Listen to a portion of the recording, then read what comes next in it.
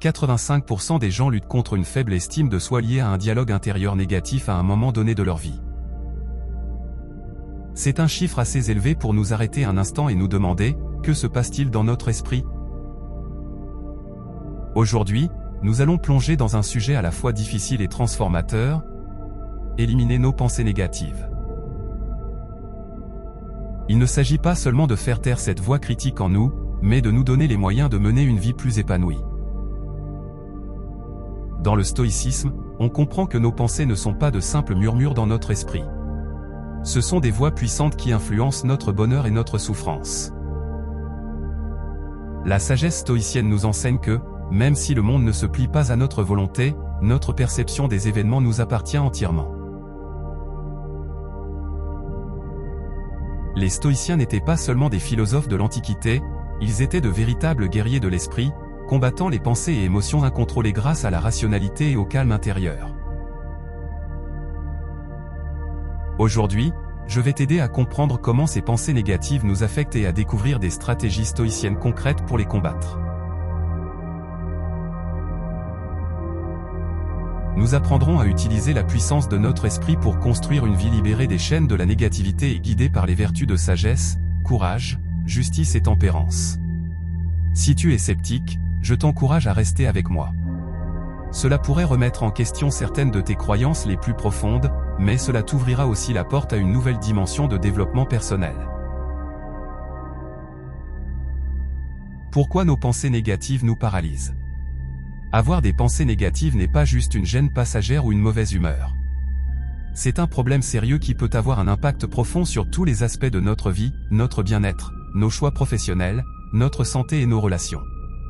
Ces pensées peuvent nous paralyser.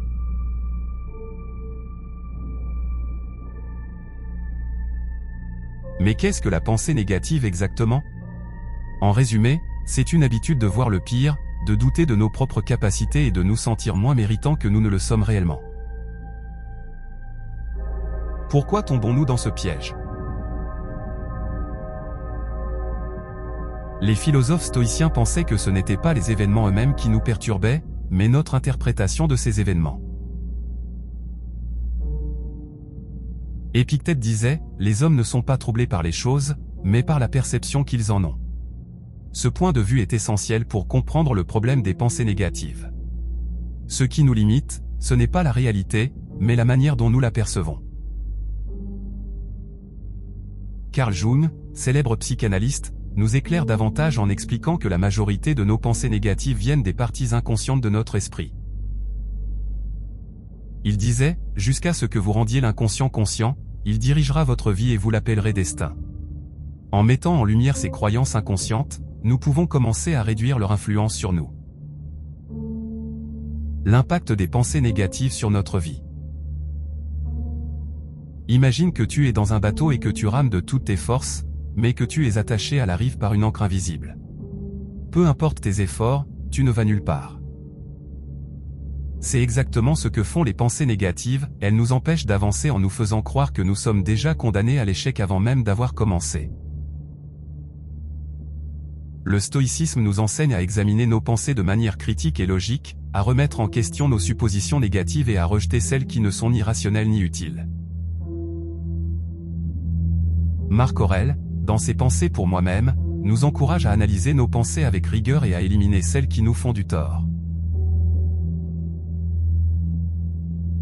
Pourquoi avons-nous autant de pensées négatives? Les pensées négatives viennent de plusieurs sources, notre éducation, la pression sociale, nos échecs passés et même de simples commentaires des autres. Chacun de ces éléments peut planter en nous des graines de doute et de peur qui grandissent avec le temps. Dès notre plus jeune âge, nous sommes influencés par notre environnement. Un enfant qui entend souvent qu'il n'est pas assez intelligent ou qui évolue dans un système éducatif valorisant uniquement la perfection risque de développer une vision négative de lui-même. Aristote disait, nous sommes ce que nous faisons de manière répétée. L'excellence n'est donc pas un acte, mais une habitude. Si nous appliquons cela à notre esprit, nous comprenons que des pensées négatives répétées deviennent une habitude qui fausse notre perception de nous-mêmes. De plus, La peur joue un rôle clé dans le développement des pensées négatives. Peur de l'échec, peur de l'inconnu, peur du rejet. Ces peurs nous amènent souvent à imaginer les pires scénarios. Comment briser ce cycle et cultiver un état d'esprit positif? Renouveler son esprit ne signifie pas simplement essayer de penser positivement de temps en temps. Il s'agit d'un changement profond et durable de notre dialogue intérieur.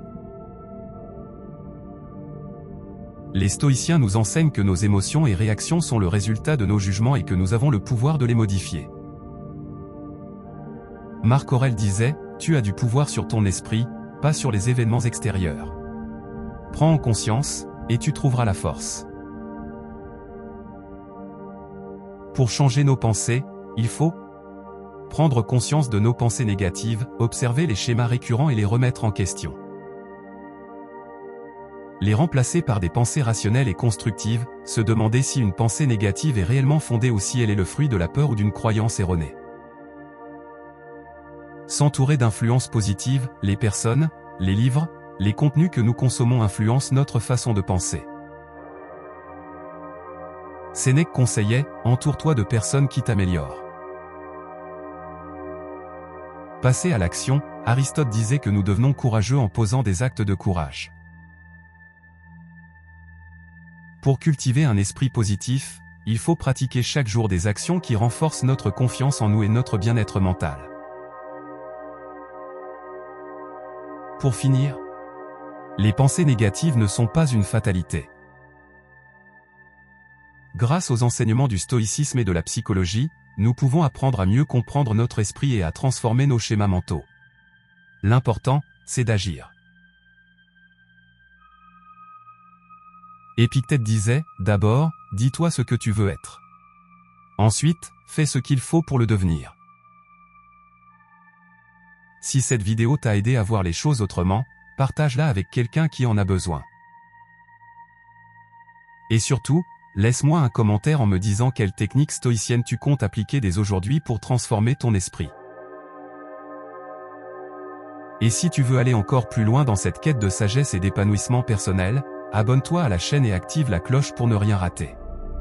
À très bientôt, et souviens-toi, ton esprit est ton plus grand pouvoir. Utilise-le avec sagesse.